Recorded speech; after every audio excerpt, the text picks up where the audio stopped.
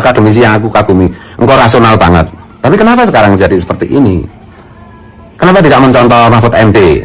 Kamu kan cuma kecewa soal presiden threshold itu kan, sehingga akibatnya kamu tidak bisa lagi jadi komisaris. Ya sudahlah, perjuangan itu kan kaidah usul fikihnya itu begini. Kalau kita tidak bisa memperoleh semuanya, jangan tidak memperoleh sama sekali. Kalau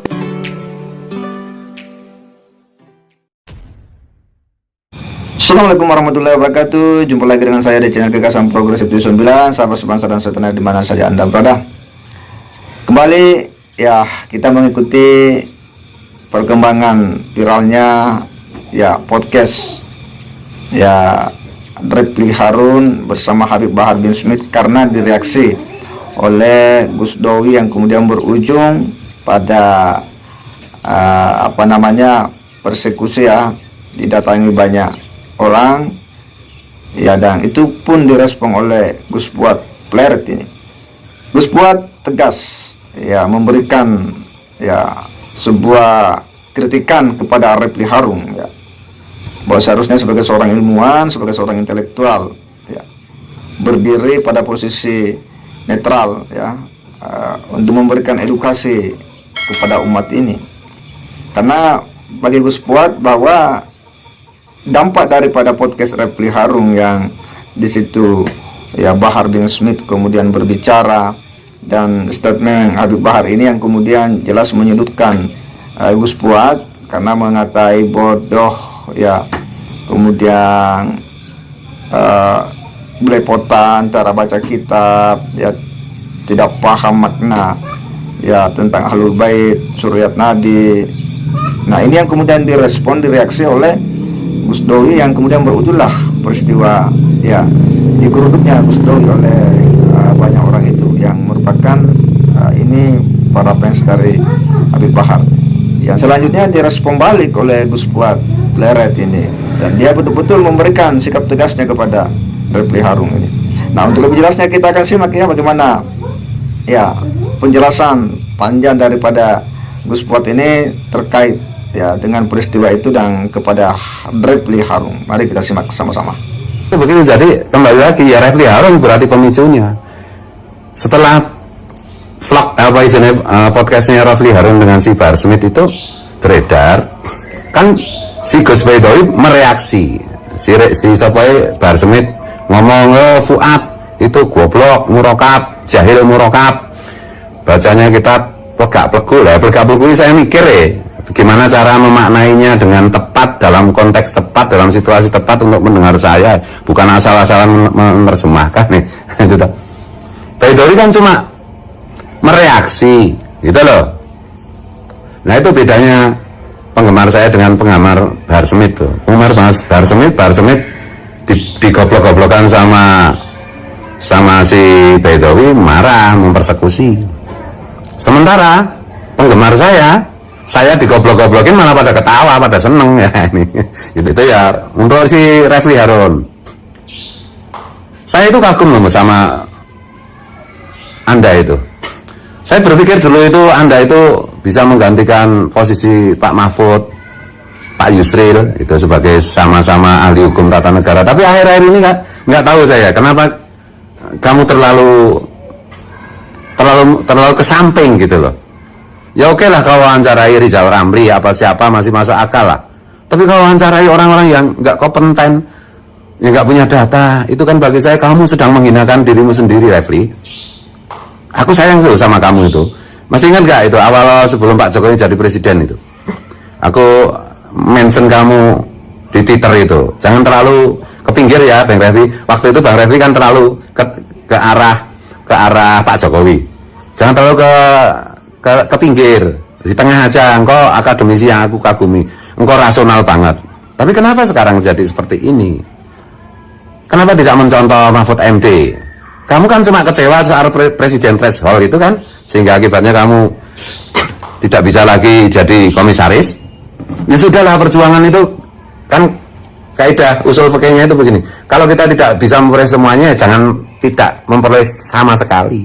Kalau tidak bisa memperoleh semuanya, jangan tidak memperoleh sama sekali. Itu loh, ojo putus asa ngono loh Mas Refly. Kamu itu ditunggu bangsa Indonesia ya, kecerdasanmu ilmumu itu luar biasa ya, tapi dengan catatan kamu itu objektif, kamu di tengah gitu loh, jangan menjadi bagian dari provokator lah. Ngono lho Mas Refli, nek gelem tak sayangi, aku sayang tenan karo kowe, aku tulus aku iki. Gitu loh. Kowe kan urung ngerti hal-hal seperti ini itu. Meskipun kita itu sebaya lah, kamu mungkin 1-2 tahun lebih muda dari saya. Aku lahiran tahun 70. Kamu kan dulu waktu masih saya culun loh, ambil organisasi apa-apa, ambil pergerakan apa-apa. Ngono lho. Mau jadilah pahlawan, banggakanlah keluargamu dengan menggunakan ilmu secara benar, berpihak pada yang benar. Jangan karena ada sentimen-sentimen tertentu kau beri angin lah untuk, ya ini akibatnya salah satunya si Betowi kena persekusi. Ini kan asalnya dari kamu, berarti dari podcastmu Bahar Smith mencaci maki Gus Fuad Pleret saya, kemudian si Betowi yang sedang jagap itu membela saya dengan hatinya. Saya nggak kenal kok sebelumnya itu, sama sekali nggak kenal saya dengan Betowi itu, kenalnya ya setelah ini kejadian ini. Kemudian terjadilah persekusi itu loh. Indonesia itu membutuhkan orang seperti Refli Harun yang pinter, tapi ojo sakit hati lah, ojo sakit hati gitu loh. Contohlah Pak Mahfud itu nggak jadi wapres aja, nggak jadi dicawapreskan aja nggak apa-apa kok gitu loh. Oke ya, jadi secara syariat kira-kira kayak begitu. Saya sesenti pun tidak akan mundur untuk bangsa ini. Saya turun-temurun, keluarga saya itu pejuang. Karena bagi kami, Nahdliyin dan Muhammadiyin, membela negara adalah membela agama, adalah kewajiban beragama. Tuh. Siapapun yang akan mengganggu NKRI Pancasila, itu berarti akan merusak agama. Apapun itu alasannya, apapun argumentasinya. Jadi ini sequel kedua ya dari komentar saya mengenai peristiwa persekusi Gus Baidowi. Sekali lagi saya peringatkan yang persekusi atau netizen yang komentar sinis sama Baidowi itu, hati-hati. Baidowi lagi jadab loh. Lagi jadab loh. Murka Allah nanti akan mengenai kamu dan keluargamu kalau kamu nggak hati-hati sama orang yang sedang jadab seperti Baidowi itu. Baidowi bukan siapa-siapa, Baidowi mungkin sampah, Baidowi mungkin bodoh, Baidowi mungkin banyak kesalahannya, tapi ini lagi jadab. Hati-hati. Ya, sangat jelas dan tegas ya Gus Fuad.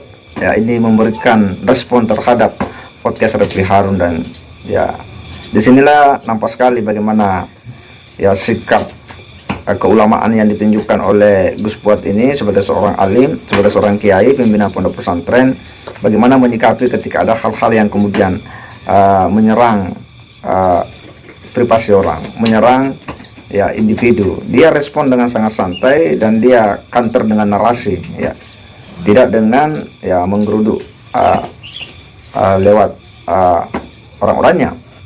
Dan itu menunjukkan sebuah sikap ya yang menunjukkan kualitas keilmuan daripada seseorang itu, dan inilah yang memang ya harusnya orang-orang seperti ini yang betul-betul bisa menjadi teladan ya.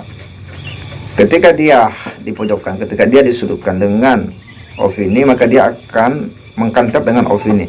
Narasi dilawan dengan narasi. Ya, itulah ciri sebagai seorang ilmuwan. Karena hanya dengan cara begitu tentu kita bisa mengedukasi publik, ya, memberikan pencerahan kepada umat ini, kepada umat Rasulullah. Apalagi memang ini hal yang memang cukup yang menyita perhatian publik, ya, karena istilah-istilah zuriat Nabi, istilah baik yang kemudian menjadi perdebatan-perdebatan. Hanya saja bahwa sikap yang ditunjukkan Habib Bahar dengan sikap yang ditunjukkan oleh Gus Fuad ini kan ya beda jauh ya. Gus Fuad ya dengan sangat santai ya dia merespon itu dan memberikan ya counter opini, memberikan pencerahan. Dan kita berharap bahwa ya siapapun orang itu harus selalu bersedia untuk dikritik, dan ketika dikritik harusnya memberikan pencerahan kepada para jamaahnya, kepada simpatisannya atau para penggemarnya, agar ya memperlihatkan ya perilaku-perilaku yang itu bisa menjaga harmonitas kehidupan di masyarakat. Saya kira demikian. Wassalamualaikum warahmatullahi wabarakatuh.